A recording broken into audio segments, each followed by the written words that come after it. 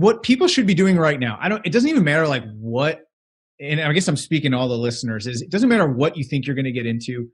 Start sharpening your sword on this idea of online marketing. And, the concepts are all transferable. We all as marketers, so here's a marketing lesson. We try to make things very niche specific, right? You hear this idea, the riches are in the niches. It's true. If you speak about something in a very specific context, it seems more valuable. But here's the reality.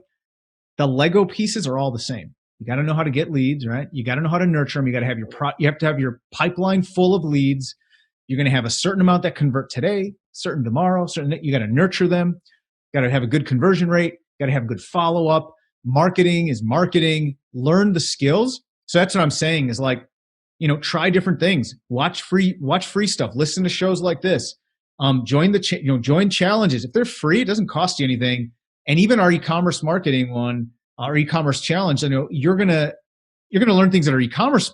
I'm going to talk about in the context of e-commerce, but they apply to anything. You could use that to go sell, sell cars. Like it's the same. It's the same stuff. Yeah, totally. So that's what I would advise people to do is just start getting familiar with this whole landscape. And like Jay Abraham would say, knowing how someone does it in a totally separate vertical than yours might give you some really good ideas that are new and fresh in your space.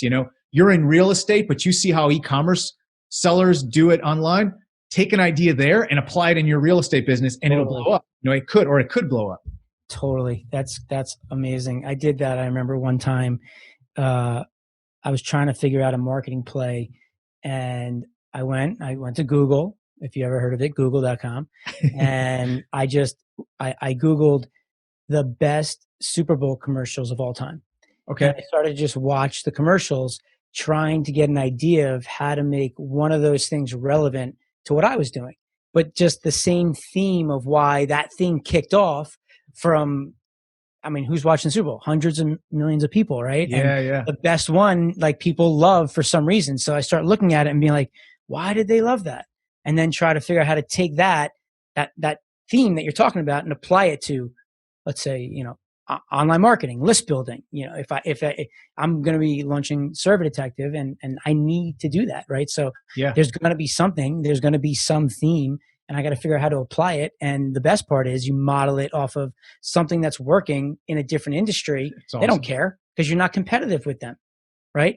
The problem is like people go to their competitors and then they start knocking off their competitors, and I'm all for hacking. Go for it.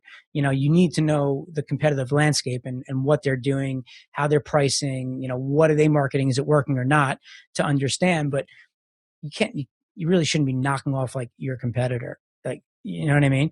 Versus if it's like, let's say I come up with a good idea and what I'm doing is lead gen and using surveys. And then you go and you replicate that in your e-commerce business. That does great. Go for it, man. And those are usually where the best ideas come from because no one else in your space is doing them. If you do the same thing as everyone else, you get lost in the noise. Yeah. But then you do something that's different and it stands out. And again, it's totally normal in this other space, but then, Right. in your niche, it's fresh. So, that's the main thing is learn kind of how other people are doing it, learn the basic rules of like marketing, and then you just start testing stuff.